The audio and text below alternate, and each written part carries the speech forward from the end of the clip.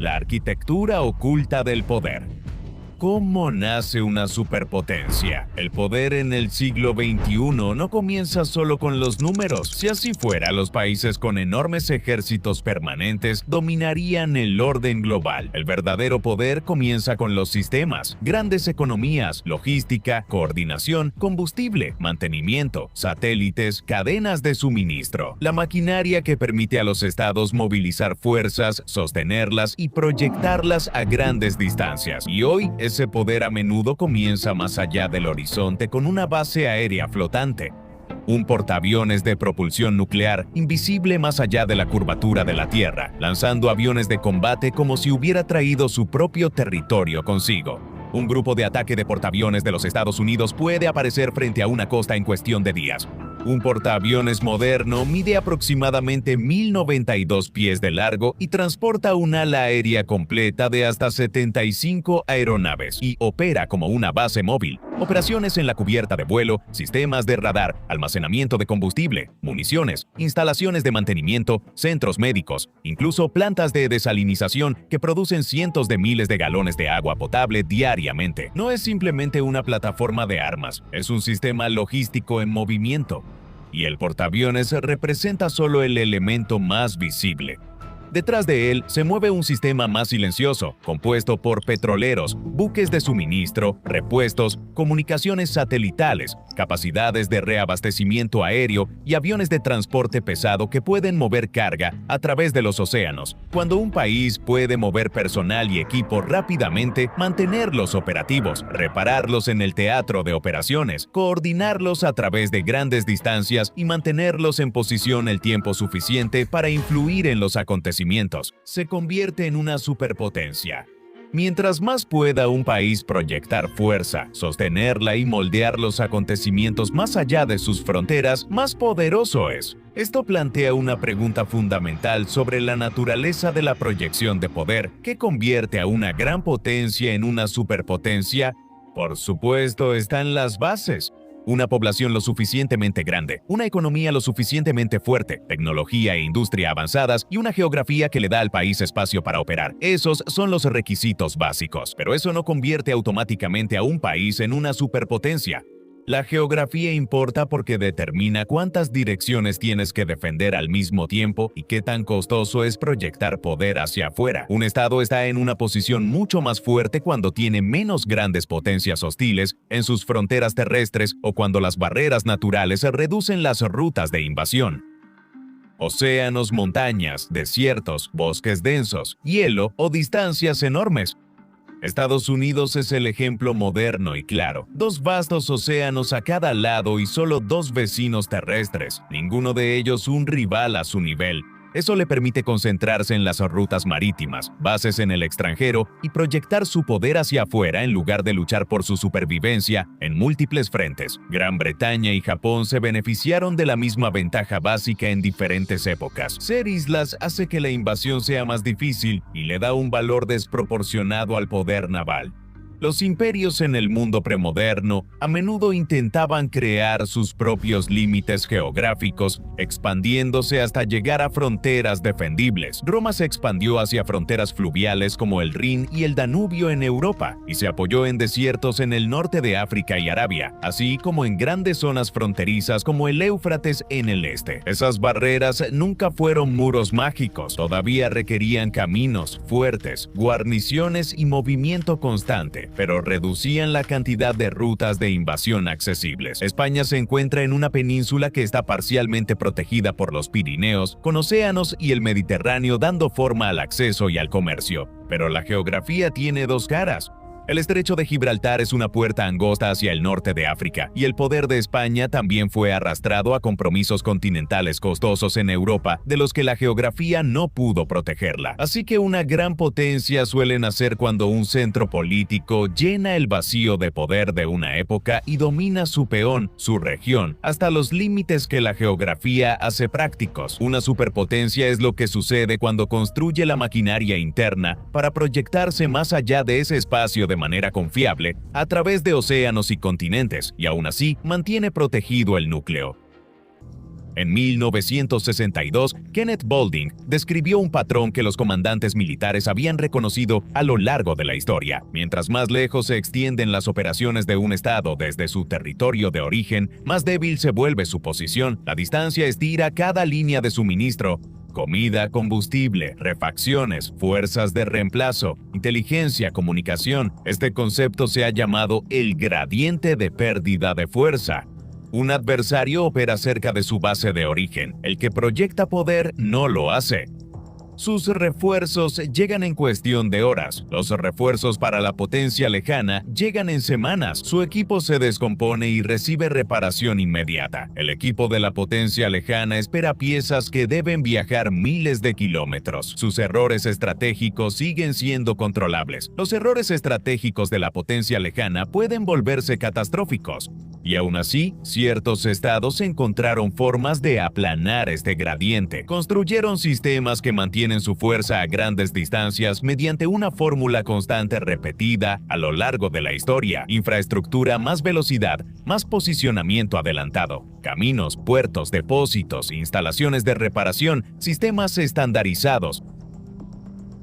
Movimiento rápido de fuerzas, comunicaciones y material. Bases, guarniciones, puertos aliados, suministros preposicionados. Solo la velocidad permite incursiones. Los tres permiten una proyección de poder sostenida. Aquí es donde el análisis convencional suele fallar. Los observadores se enfocan en el equipo militar, el número de tropas, los sistemas de armas, el tonelaje naval. Pero los estados que mantuvieron el poder a lo largo del tiempo no fueron necesariamente aquellos con las fuerzas más grandes. Fueron aquellos que podían desplegar la fuerza más rápido, sostenerla por más tiempo y posicionarla de manera más estratégica. Hace casi 2000 años, un brillante general romano aprendió esta lección en circunstancias brutales. Para Roma, volverse poderosa significaba expandirse hasta líneas fronterizas defendibles, grandes ríos como el Rin y el Danubio en el norte, y otras barreras geográficas difíciles en diferentes regiones. Luego, mantener esos límites con fuertes caminos y guarniciones, lo que convertía la frontera en un sistema gestionado en lugar de un horizonte vago. Esos límites no hicieron a Roma invencible, pero sí hicieron que el control fuera más estable y la logística más escalable. Roma no dominó el Mediterráneo durante siglos solo por su superioridad en el campo de batalla. El poder romano se basaba en transformar grandes distancias en tiempos de tránsito predecibles mediante infraestructura, posicionamiento estratégico y logística sistemática. En el apogeo del imperio, se estima que el sistema de caminos públicos tenía alrededor de 120.000 kilómetros, incluyendo aproximadamente 80.000 kilómetros de carreteras pavimentadas en las rutas principales. Pero los caminos eran solo una parte del sistema. La red creaba confiabilidad. Un comandante romano podía planear marchas y el movimiento de suministros con mucha más previsibilidad que la mayoría de sus rivales. Los mensajeros oficiales se movían por rutas establecidas con infraestructura de apoyo. Los suministros fluían a través de arterias conocidas. En las carreteras principales, las mansiones y otras estaciones solían estar ubicadas aproximadamente a un día de viaje entre sí, alrededor de 25 a 30 kilómetros, creando puntos logísticos regulares para el movimiento y el refuerzo. Roma institucionalizó la logística a nivel estatal. Mantener grandes fuerzas en teatros lejanos requería un suministro organizado, requisiciones, contratos, almacenes y redes de graneros. Cuando era posible, los suministros a granel se transportaban por agua, ya que el transporte fluvial y marítimo podía mover mucho más volumen a un costo menor que los carros en los caminos. Este sistema era importante contra enemigos cuyo poder de ataque dependía de la movilidad, pero estaba limitado por lo que esa movilidad consumía. Las fuerzas pesadas de caballería necesitaban enormes cantidades de forraje y agua, y las operaciones sostenidas podían verse restringidas por esos límites. Tácito, al describir las campañas orientales de Corbulón, hace explícita la lógica. Corbulón mantenía fuertes en el Éufrates, eligió una ruta que no carecía de suministros y marchaba con un gran tren de camellos cargados de grano. La ventaja de Roma no era una velocidad de marcha superior, sino marchar con la capacidad de mantenerse abastecidos el tiempo suficiente. España. Para España, el salto hacia afuera viene después de que la península está consolidada. La alianza entre Castilla y Aragón se forja y la reconquista se completa con la caída de Granada en 1492. Una vez que la península ibérica está asentada, incluso con la existencia de Portugal cerca, España puede pasar de la consolidación interna a la expansión oceánica. En el siglo XVI, España enfrentó el mismo desafío que Roma había resuelto, la logística a través de distancias hostiles. El Atlántico presentaba graves obstáculos operativos, tormentas que destruían embarcaciones fuertemente cargadas, corsarios que asaltaban puertos y capturaban barcos, imperios rivales buscando vulnerabilidades. La distancia no eran solo miles de millas, representaba semanas de exposición. La solución de España fue el sistema de convoyes. En lugar de dispersar el tesoro y la carga de alto valor en barcos individuales, España organizó flotas programadas con escoltas militares. Este enfoque concentraba la protección, controlaba los flujos comerciales y simplificaba la recaudación de impuestos y el seguimiento. También significaba que la riqueza imperial se movía a través de puntos estratégicos, puertos específicos que se convirtieron en nodos críticos en la red global. El sistema de España realmente abarca todo el mundo. Las minas de plata del Nuevo Mundo proporcionaron los metales preciosos que financiaron ejércitos, flotas y compras. Los productos asiáticos entraban en las redes españolas a través de rutas transpacíficas que conectaban los galeones de Manila con Acapulco. Desde ahí, la carga se transportaba por tierra hasta los puertos del Atlántico, uniéndose a las rutas de convoy hacia Europa. España transformó los océanos en rutas marítimas programadas. Pero la logística de los convoyes creó vulnerabilidades sistémicas. El sistema dependía del tiempo. Cuando las economías coloniales esperaban la llegada regular de las flotas y ocurrían retrasos, los choques económicos se propagaban en cadena. Aparecía la tensión financiera, los precios aumentaban, las fuerzas militares quedaban sin paga. Los rivales identificaban la debilidad. Cuando se perdía un convoy, el daño se concentraba en lugar de distribuirse. Los desastres naturales podían devastar los sistemas de convoyes con una severidad particular. El 24 de julio de 1715, una flota combinada del Tesoro que transportaba años de riqueza colonial acumulada zarpó de La Habana ya bien entrada la temporada de huracanes. La corona necesitaba fondos desesperadamente y la presión había aumentado para zarpar a pesar de los riesgos evidentes. 7 días después, el 31 de julio, un huracán azotó la flota frente a la costa este de Florida. 11 de los 12 barcos fueron destruidos, arrastrados hacia los arrecifes y aguas poco profundas. Más de 1,000 personas murieron de aproximadamente 2,500 que iban a bordo. En un sistema de convoy, una sola tormenta se volvió catastrófica. Meses de producción colonial se perdieron en cuestión de horas, afectando los ingresos del imperio. Las operaciones de salvamento españolas comenzaron de inmediato y recuperaron un tesoro considerable, pero el impacto económico para el imperio fue severo. Esto no fue simplemente un desastre naval. Expuso el riesgo sistémico de concentrar un valor enorme en movimientos sincronizados. Los convoyes requerían documentación, manifiestos, registros fiscales, permisos, regulaciones portuarias, contratos y estándares de construcción. Esto lleva a la siguiente evolución. ¿Qué sucede cuando la tecnología permite el tránsito programado, pero requiere llevar combustible a lugares lejanos? Gran Bretaña. Para convertirse en una superpotencia, Gran Bretaña primero tuvo que convertir la isla en una sola base política. Ser un grupo de islas ayuda en la defensa, pero la verdadera ventaja vino de unir Inglaterra y Escocia en un solo estado. Una vez que Gran Bretaña se consolidó e Irlanda quedó bajo un control firme, Gran Bretaña tenía una base segura en casa. Su propio espacio quedó cubierto y pudo expandirse hacia el exterior. Con la tecnología, la logística se volvió aún más poderosa. No solo produciendo bienes y armas a gran escala rápidamente, sino también reparando y sustituyendo las pérdidas más rápido. La energía de vapor alteró fundamentalmente la lógica del imperio marítimo. La vela requería esperar vientos favorables, mientras que el vapor permitía operaciones programadas. El movimiento podía seguir horarios en lugar de patrones climáticos estacionales. La revolución industrial creó la base del Imperio Británico, pero el vapor introdujo una dependencia crítica: el carbón.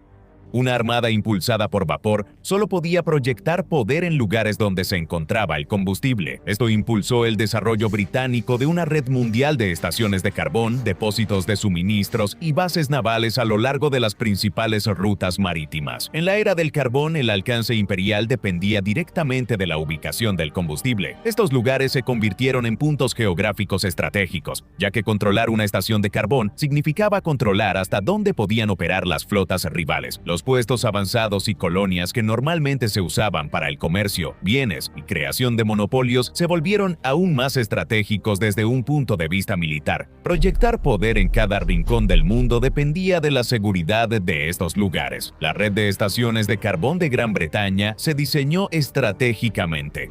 A lo largo de las rutas de Suez hacia la India, Gibraltar, Malta, Adén, Ceilán, Singapur y Hong Kong.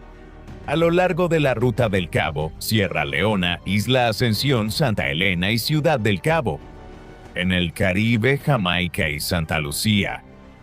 Algunas de estas partes del mundo eran colonias o asentamientos desde antes de la era industrial.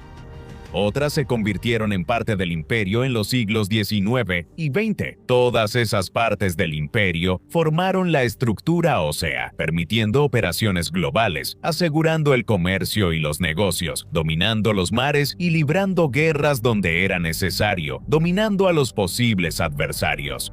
Más significativamente, Gran Bretaña aseguró sistemáticamente los puntos de estrangulamiento marítimos, pasajes estrechos donde el tráfico marítimo necesariamente se concentraba y era difícil de atravesar sin el permiso de los británicos. Gibraltar controlaba el acceso al Mediterráneo. El canal de Suez, inaugurado en el siglo XIX, proporcionaba la ruta más rápida hacia Asia. El Cabo de Buena Esperanza ofrecía la antigua alternativa hacia Asia, incluso si el canal de Suez enfrentaba interrupciones. El estrecho de Hormuz controlaba el acceso al Golfo Pérsico. Singapur controlaba el estrecho de Malaca entre los océanos Índico y Pacífico. El simple hecho de controlar estos lugares clave representaba una enorme ventaja sobre el comercio global. El control de estos puntos estratégicos permitía mover armadas y tropas rápidamente, vigilar, cobrar impuestos o negar el paso a los rivales, estrangulando su economía y suministros. Gran Bretaña también fue pionera en la infraestructura de comunicaciones globales. En la era de los cables telegráficos submarinos, Gran Bretaña desarrolló redes mundiales que a veces se llamaban la Línea Roja. Estos eran sistemas diseñados para conectar territorios imperiales. Una comunicación más rápida era una ventaja diplomática y también permitía el mando. Permitía la coordinación a través de los océanos, una respuesta rápida a las crisis y un control más estricto tanto sobre el comercio como sobre las operaciones navales. El patrón se vuelve claro a través de ejemplos históricos. Los estados expanden su poder al comprimir el tiempo. Los caminos comprimen el tiempo en tierra, los convoyes comprimen el tiempo a través de los océanos, las redes de combustible comprimen el tiempo para las flotas de vapor, los sistemas de telégrafo comprimieron el tiempo para el mando, y así sucesivamente. Otros también entendieron esto. Francia se expandió y creó sus propias colonias en el extranjero e intentó controlar algunos puntos clave también. Con la colonia de la Somalilandia francesa establecida en 1884 por razones estratégicas, el nuevo imperio alemán unificado entendió que la única manera de desafiar a Gran Bretaña era mediante el establecimiento de estos puntos de reabastecimiento y colonias estratégicas en Asia y África, y construir una armada lo suficientemente grande como para tener una oportunidad de salir del Mar del Norte y proteger su comercio. Sabemos cómo terminó eso, pero podemos ver el patrón que siguen las potencias que quieren dominar los asuntos globales, proyectar poder en el extranjero, usar los bienes y recursos adquiridos para construir infraestructura, tecnología y sistemas,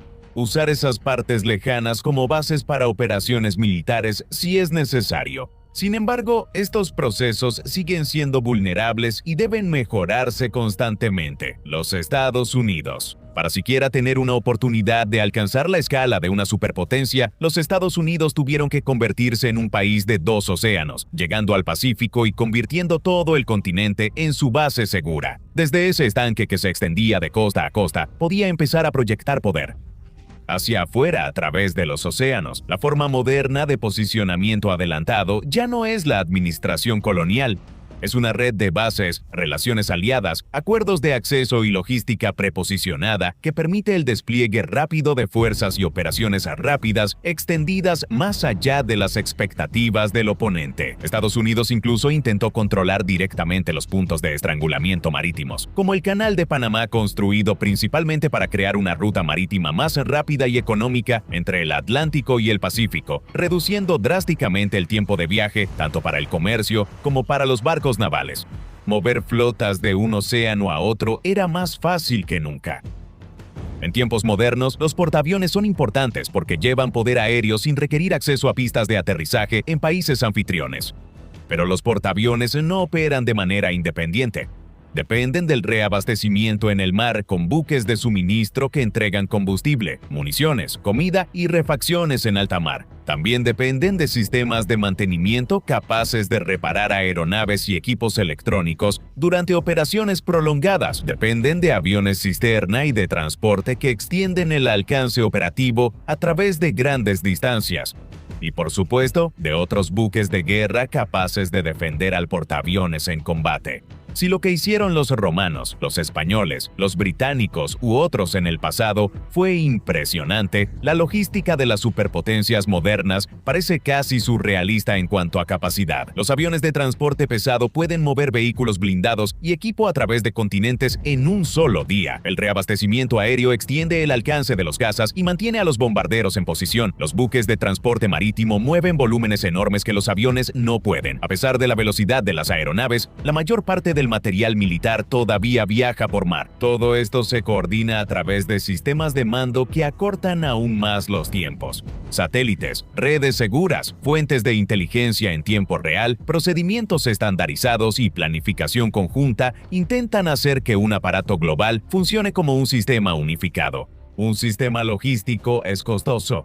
Requiere acceso político, requiere una enorme capacidad industrial, economía y crea vulnerabilidades que los rivales pueden explotar, particularmente a medida que la tecnología cambia el equilibrio entre los sistemas ofensivos y defensivos. Si los misiles de precisión amenazan a los grandes barcos cerca de las costas, los portaaviones deben adaptar sus tácticas y operar a distancias fuera del alcance enemigo. Si los submarinos pueden patrullar puntos de estrangulamiento, las rutas marítimas se vuelven disputadas. Si los ciberataques pueden interrumpir bases de datos logísticas u operaciones portuarias, las cadenas de suministro pueden ser atacadas sin ataques cinéticos. Si los satélites son deshabilitados o interferidos, los sistemas de mando se ralentizan. El hundimiento de un portaaviones es una gran pérdida para una marina. Otras potencias estudian las mismas lecciones históricas. Algunas invierten en defensas antiacceso, aumentando el costo de las operaciones cercanas. Algunas construyen sus propias redes de bases y puertos. Algunas priorizan la construcción naval y la infraestructura logística sobre los sistemas de armas llamativos. Otras utilizan alternativas económicas como drones navales y aéreos para amenazar a un buque de guerra o un portaaviones. El patrón histórico se repite dentro de los límites de la tecnología y el contexto de la época. Roma construyó caminos, graneros, puestos avanzados y guarniciones hacia y en el borde del imperio. Luego usó la velocidad coordinada para prevenir sorpresas estratégicas, ralentizar ataques y proyectar poder más allá de sus fronteras cuando era necesario. España organizó convoyes, horarios y el control de puertos clave. Luego intentó proteger los océanos mediante la organización y las armadas. Gran Bretaña tomó el control de partes clave del mundo, construyó estaciones de carbón, astilleros y redes de telégrafos, y luego convirtió la compresión del tiempo en una herramienta imperial.